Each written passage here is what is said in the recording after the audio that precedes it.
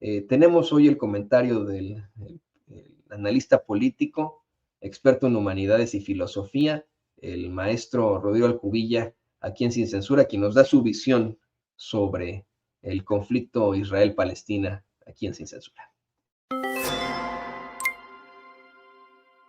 Amigas y amigos de Sin Censura, los saludo a su amigo Rodrigo Alcubilla, el crítico político oficial, y en esta ocasión quiero platicar con ustedes acerca de cómo la oposición se ha mal acostumbrado a disfrazar todos los actos de corrupción, actos miserables y que rayan también en la defensa de temas tan delicados como el conflicto palestino-israelí que actualmente se está viviendo de aquel lado del planeta.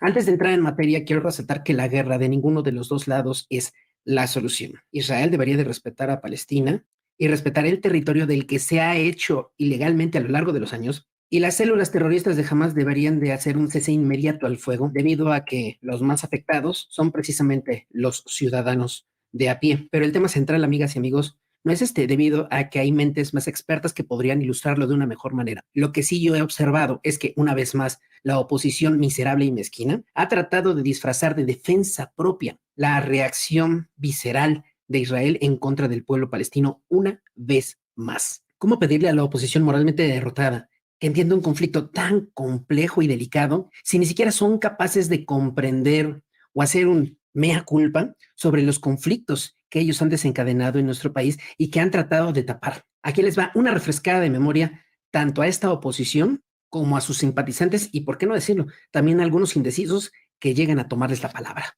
Con motivo de las ya varias visitas que el presidente López Obrador ha realizado al estado de Sinaloa y más particularmente a la ciudad de Culiacán, de donde son originarios varios integrantes de las filas del crimen organizado, a la oposición se le ocurrió la brillante idea de cuestionar estas acciones del presidente López Obrador, pues asume que el hecho de visitar Culiacán lo convierte en un cómplice del crimen organizado. Cabe mencionar que esto es un insulto a todos los ciudadanos que trabajan honestamente en el estado de Sinaloa y que no se dedican de ninguna manera a ningún acto ilícito que tenga que ver con el crimen organizado. De esta manera, tratan de tapar la corrupción y la delincuencia que ellos mismos solaparon en aquel estado, provocando que mucha gente se tuviera que afiliar a esas filas por miedo incluso a perder la vida. ¿Cómo olvidar también a Samuel García, el gobernador de Nuevo León, cuando se aventó la tremenda declaración de decir que en el norte trabajan, en el centro administran y en el sur descansan?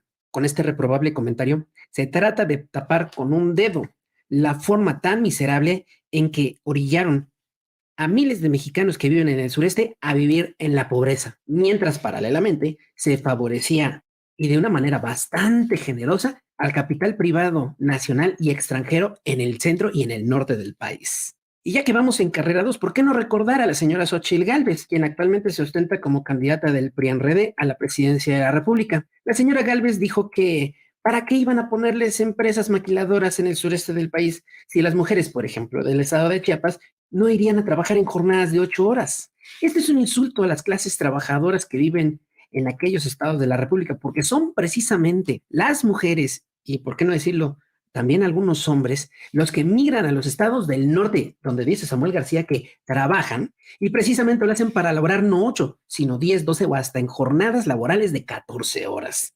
Qué forma tan mezquina de disfrazar la forma en que han abandonado al sureste del país, sumiendo a la gente en la pobreza. Y cómo olvidar dos chuladas durante el sexenio de Enrique Peña Nieto, cuando Luis Videgaray Caso era secretario de Hacienda y vivíamos una crisis económica en donde el peso se estaba devaluando frente al dólar. La puntada que se le ocurrió sacar al doctor Videgaray fue que no era que el peso mexicano estuviera en crisis o que se estuviera depreciando, sino que el dólar se estaba fortaleciendo. No era una crisis económica en nuestro país, era un fortalecimiento de la economía de los Estados Unidos. Una forma bastante chistosona de disfrazar la forma tan precaria de cómo estaban manejando nuestra economía. ¿Y cómo olvidar aquella declaración de Enrique Peña Nieto durante una entrevista que le hicieron algunos televisos, entre ellos la senadora panista Lili Telles, con motivo del 80 aniversario del Fondo de Cultura Económica? En aquella ocasión, le preguntaron a Peña Nieto por el tema de la corrupción y se le ocurrió la brillante idea de decir que la corrupción era un fenómeno cultural, queriendo tapar con un dedo la rampante corrupción que se cometía durante su gobierno a plena luz del día y a la vista de todos. Claro, si es un fenómeno cultural, pues es normal que ocurra en el gobierno, ¿no? Y la cereza del pastel, recordamos cómo al entonces presidente Carlos Salinas de Gortari, que llegó a la presidencia con un fraude electoral, se le ocurrió la idea de quitarle 3 ceros a la moneda, porque pues era más fácil que nosotros los ciudadanos de a pie pudiéramos trabajar con cifras de dinero más pequeñas. Esto con la finalidad de tapar la mega inflación que se había empezado a dar con su antecesor, el entonces presidente Miguel de la Madrid, y que derivó en una crisis económica de grandes dimensiones. Una vez más, los gobiernos del PRI queriendo tapar el sol con un dedo. Pues bueno, amigas y amigos, estas personas que quisieron disfrazar actos de corrupción, desvío de recursos económicos, incompetencia en el acto de gobernar, son los mismos que hoy están diciendo que Israel está actuando en legítima defensa, como si todos los palestinos fueran integrantes de la célula terrorista de Hamas y otros grupos extremistas de aquella región. No se dejen engañar, el tema es delicado, el tema es muy complejo, como para intentar resumirlo en un par de tweets, en un par de dichos en algún programita de televisión o de redes sociales, de esos que ustedes y yo conocemos. Los invito a que me sigan por mis redes sociales. Informó y comentó para ustedes su amigo Rodrigo Alcubilla, el crítico político oficial. Que tengan todos excelente día. Gracias al maestro Rodrigo Alcubilla y exactamente, totalmente, es un conflicto tan antiguo, tan complejo, que requiere un análisis extremadamente duro, fuerte, profundo, en el que no se puede tomar partido, insistimos, hasta el cansancio. Y bueno, pues vamos a la información.